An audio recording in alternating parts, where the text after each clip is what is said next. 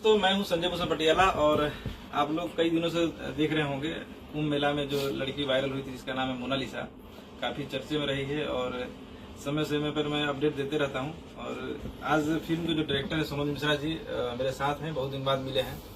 सब लोग बोलते हैं कहाँ है ये आदमी, खोजना मुश्किल था। कब तुरंत फ्लाइट से दिल्ली, तुरंत देहरादून, तुरंत यूपी, तो कभी झारखंड, तो कभी मध्य प्रदेश, कहाँ कहाँ की यात्रा होती है उनको पता नहीं होती है। और आज मुंबई पहुंचे हुए हैं। आज इनसे कुछ पूछते हैं जो हमारे दिमाग में क्वेश्चन चल रहा है, वो सारे क्वेश्चन मैं आप लोगों के सामने रखने वाला हूं जो अपने कमेंट में पूछा है। जी आदेश करें। सर, सबसे पहले तो आपको बहुत बधाई हो द डायरी ऑफ मणिपुर के लिए। धन्यवाद आपका, और सारे देशवासियों को इस मकसद के लिए मेरे साथ आना चाहिए, इसलिए मैं सबसे रिक्वेस्ट करूंगा सब लोग मुझे ब्लेसिंग्स दें। ये बहुत बड़ा बोल्ड डिसीजन लिया है मैंने, एक बंजारन, एक छोटे तबके की बच्ची को आगे बढ़ाने के लिए, और इसमें सबका आशीर्वाद, सबका साथ सहयोग मुझे चाहिए, और जनता जनार्दन के बगैर ये प्रयास संभव नहीं हो पाएगा। मेरा पहला क्वेश्चन है जो पूरे हिंदुस्तान की जनता चाहती है कि चलिए द डायरी ऑफ मणिपुर की शूटिंग कब होगी और मोनालिसा इसमें क्या रोल निभाएगी? मोनालिसा जो बच्ची है अभी, जिस लायक है, मैंने उसको सोच समझ कर फिल्म में कास्ट किया है।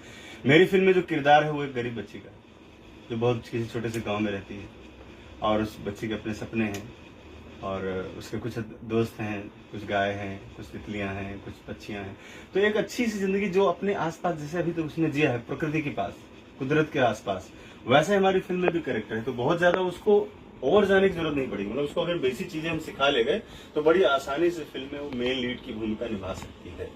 मोनालिसा से जब पहली बार गए थे कुंभ मेला मिलने के लिए, तो आपसे मोनालिसा से मुलाकात नहीं, उनके फैमिली वालों से मुलाकात हुई जी। तो फैमिली वालों ने आपको बोला कि उनके गांव जाइए, मिलिए जुलिए। जब आप पहली बार मोनालिसा घर जाने के प्लान आपने किया, क्या कुछ दिमाग में चल रहा था आपके? देखिए, मेरे दिमाग में ये चल रहा था, मैंने परियों की कहानी सुनी थी बचपन में कि एक परी थी और उसकी माँ उसको बहुत, मतलब एक लड़की थी, उसको माँ, सौतेली माँ उसको बहुत डिस्टर्ब करती थी।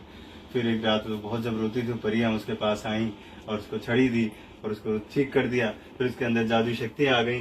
तो मुझे लगा कि ये वही लड़की है, उसके अंदर जादुई शक्तियां हैं, और कुंभ मेले से उत्पन्न हुई, बहुत पवित्र स्थान से उत्पन्न हुई एक बच्ची, जिसने पूरे देश को अपनी तरफ आकर्षित कर लिया हो, इसको लेकर मैं फिल्म बनाऊंगा और एक नया इतिहास लिखूंगा। ये सोचते हुए मैं उस गांव में पहुंचा जहां पर पूरे गांव ने मेरा स्वागत किया तहे दिल से, क्योंकि उस गांव में अभी तक हाल चाल लेने वाला कोई नहीं गया था। सिर्फ सेल्फी लेने वाले और अपना रील्स बनाने वाले और अपना यूट्यूब चैनल चलाने वाले सिर्फ लोग गए थे।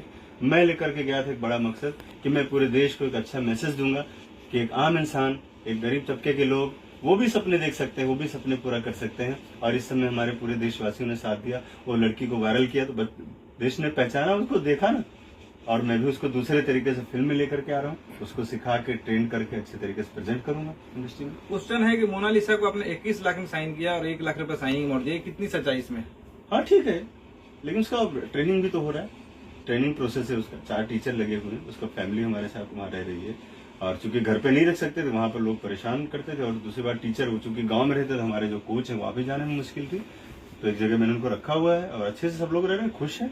हाँ, थोड़ा ये सब चीजें जो आती हैं तो थोड़ी देर के लिए डिस्टर्बेंस तो हो जाता है, क्या बात है, कहीं ऐसा ना हो जाए, कहीं वैसा ना हो जाए, कहीं जेल ना हो जाए सनोज मिश्रा, ऐसा कुछ नहीं हो सकता। ये तो मैं जानता हूँ कि मेरा नाम लेकर लोग मीडिया में आना चाहते हैं, चर्चा करना चाहते हैं, ताकि उनकी जो सोई हुई आत्माएं हो फिर से बाहर आ जाएं, लोग उनको जान जाए कि जिंदा है, क्योंकि अपने कर्मों से तो मर चुके हैं वो, अब इसी बहाने जिंदा होना चाहते हैं।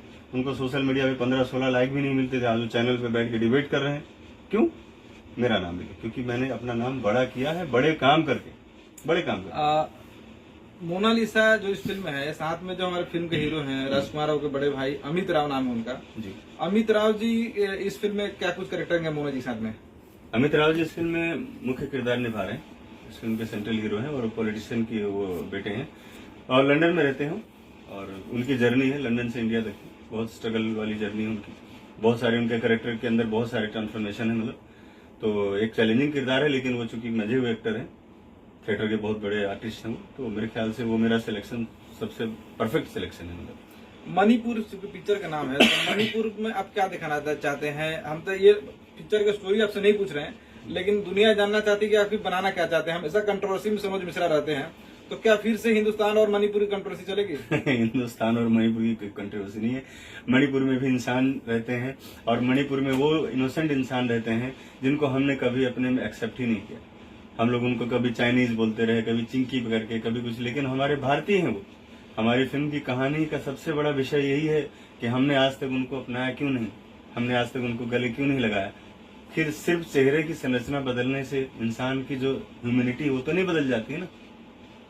तो ये एक तरह से देखा जाए तो हम लोग जो इधर मैदानी क्षेत्र में जो रहते हैं, हम लोगों के लिए बहुत बड़ा सवाल है, क्वेश्चन है ये, कि हमने उनको अपने भारतीय होने के साथ बावजूद भी हमने उनको अपने से अलग करके रखा। मेरा बड़ा उद्देश्य बड़ा है, मैं चाहता हूँ ह्यूमैनिटी लोगों में जाए और ये मकसद लोगों में फैले कि हम सिर्फ और सिर्फ भारतीय हैं, और इसके लिए हमें पहल करने की जरूरत है, और हमारा सिनेमा उसका सबसे पहला एक एग्जाम्पल बनेगा। मोनालिसा से मिल क्या है? मोनालिसा कितने भाई कितने बहन है, उनके मम्मी पापा कौन कौन है, उसका रियल नाम क्या है?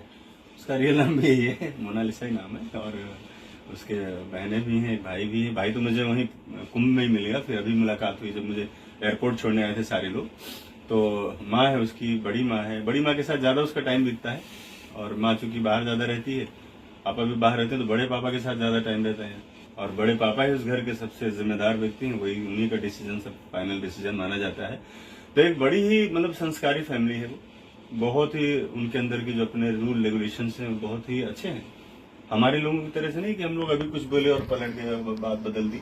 उनके यहाँ कपड़े लत्ते पहनावा खाना पीने से लेकर के बोली भाषा, किसको क्या बोलना है, किसको दादा बोलना है, किसको काका बोलना है, वो सारी चीजें भी उनके अंदर जिंदा है। भारत में जो शायद देश में से और हिस्सों में से बढ़ते जो सभ्य समाज जिसको कहते हैं, वहां से लोग भूलते जा रहे हैं, लेकिन उनके अंदर वो चीजें भी।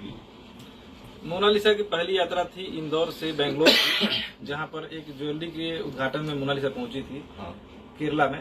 तो ये इसका क्या माजरा था, जरा बताएं। फ्लाइट जो पहले बार वो आपके साथ चढ़ी तो उसको क्या लगा, क्या उसने बोला पहले बार? नहीं, दरअसल हमारे साथ पूरी फैमिली थी उनकी, मोनालिसा की। उनके बड़े पापा थे, उनकी भाभी थी, बहन थी, मेरे ट्रेनर थे सारे, और कुल मिला के करीब 15 लोगों का एक कुनबा था हमारा। मतलब पूरा परिवार के साथ फ्लाइट चढ़ा दिया आपने पहली बार? कुनबा था पूरा। और कहीं तक देखा जाए तो ये मेरे लिए बड़ा मतलब अपने आप को खुश करने की भी बात होती है कि लोग हमारे साथ गए और उनका पहला एक्सपीरियंस हमारे साथ रहा। और कई सारे उन्होंने तो कहा भी कि सर हमने कभी सोचा भी नहीं था कि हम लोग फ्लाइट में बैठेंगे। तो मैंने कहा वो इस बच्ची है जो देवी का अवतार है, ये इसकी देन है, किसी ने हम सबको काम पे लगा रखा है, आपको भी मुझे भी। तो वो एक पहली यात्रा जो थी बड़ी ही मतलब मेरे ख्याल से मैंने भी पहली बार जब फ्लाइट में सफर किया होगा तो इतना रोमांचित नहीं महसूस किया जितना कि उन लोगों ने किया है, क्योंकि वो लोग तो खाली आसमान में देखते ही थे, उन्होंने कभी करीब से देखा भी नहीं था। तो वो इतना अच्छा एक्सपीरियंस था मेरी लाइफ का। ऐसा लगा मुझे कई सारे ऑस्कर अवार्ड मिल गए। उस बच्चे की हंसी जो थी, उसका जो एक्साइटमेंट था, बार बार वीडियो बनाना, खिड़की से झांकना, वीडियो बनाना, खिड़की से झांकना, और डरना भी, कभी कभी डर भी जाती। तो ये था एक अलग उनका जो होता है फर्स्ट टाइम जैसे लोग, लेकिन आम आदमी जो होता है वो थोड़ा सा सेंसिबल होते हैं लोग, और ये लोग थोड़ा एक्साइटेड थे, इतना ही था। मोनालिसा के बारे में क्या कुछ दुआएं निकले समझ में आवाज से? लास्ट क्वेश्चन है मेरा। वो एक ऐसी बच्ची है जिसको मैं एक मिसाल बनाना चाहता हूँ देश में, और लोगों ने इतने ज्यादा सवाल खड़े कर दिए हैं कि अब मैं चाहता हूँ कि वो मेरी थॉट है उस पर वो खरी उतरे, और हम सब एक मिलकर एक अच्छा जवाब दे सके। ये जो 4-5 लोग हैं, बाकी करोड़ों लोग उसकी दुआ कर रहे हैं, उसके लिए सपने देख रहे हैं, लोग उसका अच्छा चाह रहे हैं। ये 4-5 जो गैंग निकल कर अभी आया है, जो अपराधियों का गैंग है पूरा, जिनके ऊपर हमने भी मुकदमे कर रहे हैं। अभी तक क्या कुछ कार्रवाई हुआ है जिसने आपके ऊपर आरोप लगाए हैं? कौन कौन से लोग हैं वो? कार्रवाई उनके ऊपर तो ईश्वर करेगा, क्योंकि ऑलरेडी पहले से पेंडिंग में केस है, तो केस कोई नया डाल के कोई मतलब नहीं है। हाँ, लेकिन कुंभ से उत्पन्न हुई इस लड़की का श्राप जरूर लगेगा इन लोगों पर, क्योंकि इन लोगों ने उसके रास्ते में बाधा बनने की कोशिश की, उसका रास्ता रोकने की कोशिश की है, और कुंभ मेला को असफल बनाने की कोशिश की है। माननीय योगी आदित्यनाथ जी, हमारे माननीय नरेंद्र मोदी जी का जो भविष्य का जो ड्रीम है, जो देश में एक अच्छा जो राष्ट्रवादी सरकारें जो चल रही हैं, उस ड्रीम को कमजोर करने के लिए इसने जिस तरह से इस्लामिक कंट्री से मिलकर कहां से भी पैसा मिला होगा, इसको 3000 रुपए जो वसीम बोल रहा है मैं दूंगा सबको, तो इसकी जांच होनी चाहिए कि ताकि इस तरह से हिंदू को बर्बाद तो न करे। कम से कम 3000 रुपए की हैसियत नहीं है हिंदुओं की भाई, 3000। योगी जी और नरेंद्र मोदी जी से क्या आपकी इच्छा है, क्या कुछ करना चाहते हैं इस मैटर पे? देखिए, मैं राष्ट्रवादी सरकारें हैं, मैं तो ये चाहूंगा कि हम सब एक अच्छे मकसद के लिए काम करें, देश की भलाई के लिए काम करें, और मेरा कोई पर्सनल इंटेंशन नहीं है। लेकिन ये लोग चूंकि व्यक्तिगत दुर्भाव रखते हैं मेरे से, इनके अंदर जलन है कि मैं कुछ बड़ा काम क्यों कर लिया मैंने। अभी तक ये लोग सोए हुए थे, अभी तक सब सो रहे थे, जैसे ही थोड़ा सा मैंने कुछ अच्छा कदम बढ़ाया, सब आके चढ़ लिए मेरे ऊपर। कोई बोल रहा है ऐसा है, कोई बोल रहा है वैसा है। अरे बताओ तो कैसा है, कहाँ था अभी तक, कहाँ था? लेकिन मीडिया में सेंसेशन चल रहा है तो लोग ऐसी खबरों को, नेगेटिव खबरों को ज्यादा लोग दिखाना चाहते हैं। ये लो, ये बलात्कारी निकला, ये लो, ये अरे निकला कहाँ से निकला? अभी कल आएगा पिक्चर लेके, हिट पिक्चर दे देगा तो सब दुनिया फिर भूल जाएगी। तो मैं तो उसमें लगा हूँ, मुझे पिक्चर बनानी है। अभी इन सब कुत्तों के मुंह नहीं लगना ना मुझे। तो ये थे हमारे साथ द डायरी ऑफ मणिपुर के डायरेक्टर सुमन मिश्रा जी, और बात करने के लिए बहुत धन्यवाद sir. Thank you so much. Thank you sir, बहुत बहुत धन्यवाद जनता का।